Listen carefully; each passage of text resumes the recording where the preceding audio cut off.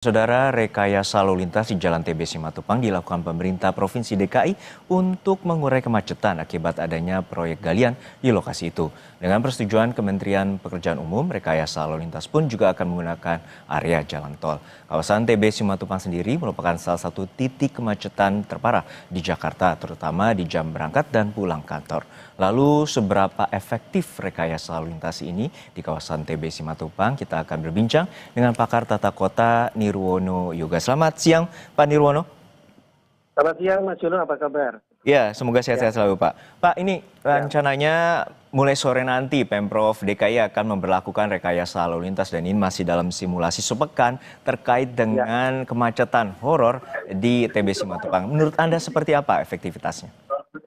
ya, baik. Jadi ini secara umum masyarakat bisa melihat sistem yang akan digunakan ini baru simulasi ya. Kita harapkan nanti dalam waktu 5 hari kerja selama sepekan ini, jam 17 sampai dengan jam 20 nanti, di satu sisi dari jalur tol itu kan akan ditutup khusus untuk pengemudi yang masuk ke Fatmawati, kemudian langsung keluar ke tol di Lebak Bulus ya. Jadi hanya jalur khusus untuk pada jam 17 sampai dengan 20 ya. Artinya pengemudi menghindari kemacetan di jalan persimpangannya Fatmawati tadi secara gratis.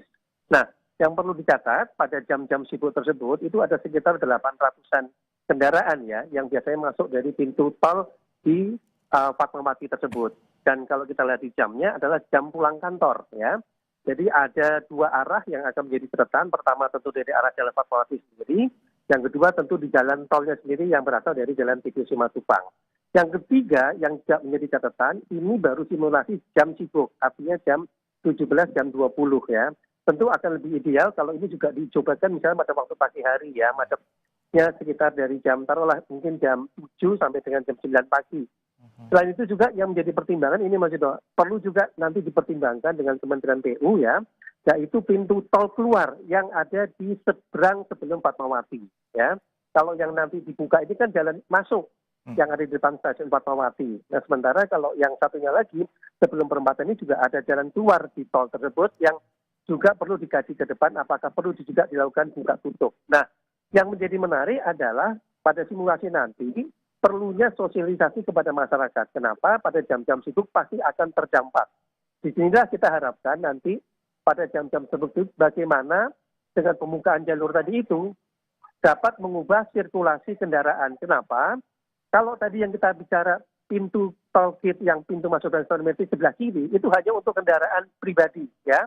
Sementara kalau kendaraan logistik ya seperti truk dan sebagainya kan tidak bisa masuk ke tol yang sebelah kiri sehingga mereka harus masuk ke jalan arteri yang di depan stasiun Fatmawati. Nah ini perlu antisipasi dan rekayasa lalu lintas terutama dari teman-teman di lantas dan juga dari Dishub Mas. Kenapa? Kalau ini tidak diantisipasi maka justru akan menimbulkan kemacetan baru terutama di ujung Lebak Bulus terutama di daerah Point Square. Kira-kira itu catatannya Mas.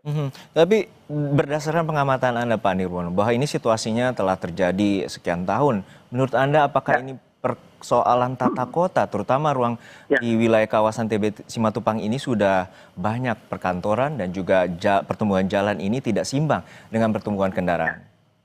Betul sekali, Mas Ilo. Kalau itu yang menjadi catatan, justru kita perlu mengkaji ulang secara keseluruhan tata ruang yang ada di sepanjang TB Simatupang. Misalnya mulai dari daerah Kampung Rambutan sampai dengan ke daerah Point Square Lebak Bulus misalnya ya. Kalau kita lihat, sebagian besar merupakan gedung-gedung bertingkat tinggi yang notabene pasti akan mengundang penggunaan kendaraan pribadi, terutama baik itu motor maupun mobil. Sementara kita tahu jalur TB Simatupang di kiri kanannya itu hanya ada 2 jalur.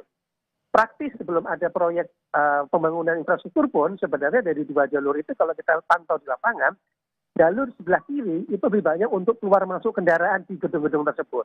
Ya. Sementara dengan demikian hanya ada jalur sebelah kanannya yang benar-benar bisa dipakai untuk kendaraan. Bisa dibayangkan begitu ada proyek pembangunan, maka titik kemacetannya semakin bertambah. Praktis tadi, penggunaan jalur satu dengan begitu banyak arus kendaraan, terutama dari arah timur menuju ke arah Simatupang ke arah selatan terutama menjadi terhambat. Satu-satunya yang bisa dilakukan adalah bagaimana pemerintah DKI melakukan kajian tata ruang. Meliputi apa? Ada 3 hal. Satu tentu idealnya ke depan harus ada pelebaran jalan TB Simatupang 1 jalur, di mana ini harus bisa dikoordinasikan dengan para pemilik gedung di sepanjang jalan TB Simatupang ya. Dengan demikian nanti akan ada penambahan satu jalur yang lebih efektif. Itu yang pertama. Kedua, tentu optimalisasi transportasi publik, terutama bagaimana di jalur Simatupang tadi dominasi kendaraan pribadi dapat digeser penggunaan transportasi publik, khususnya kalau kita lihat sekarang ini ada di Trans Jabodetabek ya. Ketiga, yang menjadi catatan penting juga adalah bagaimana secara keseluruhan para penumpang dan juga masyarakat mulai beralih ke transportasi publik dalam beraktivitas di sepanjang jalan kita Simatupang ke depannya, Mas. Itu kuncinya.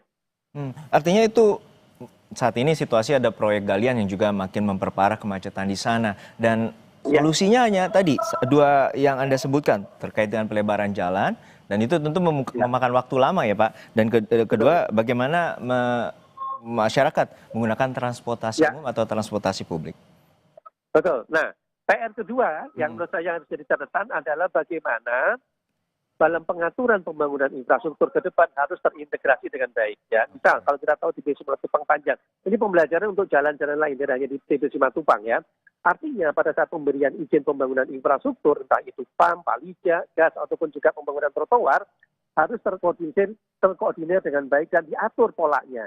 Jangan sampai pada satu ruas jalan dilakukan pembangunan secara serentak pada tahun anggaran yang sama, Mas Yudo. Kalau itu yang terjadi, maka kita akan mengulangi kesalahan sama yang terjadi di TB Simatupang. Oleh karena itu, ke depan, pada saat pemberian izin pembangunan infrastruktur tadi, harus benar-benar dikaji apakah di ruas jalan tersebut juga dilakukan infrastruktur lainnya pada saat bersamaan. Sehingga pengaturan pembangunan infrastruktur dapat diatur lebih mudah ya ke depannya, tanpa harus bertumpang tindih pada satu ruas jalan. Nah, itu salah satu solusi yang dikerjakan.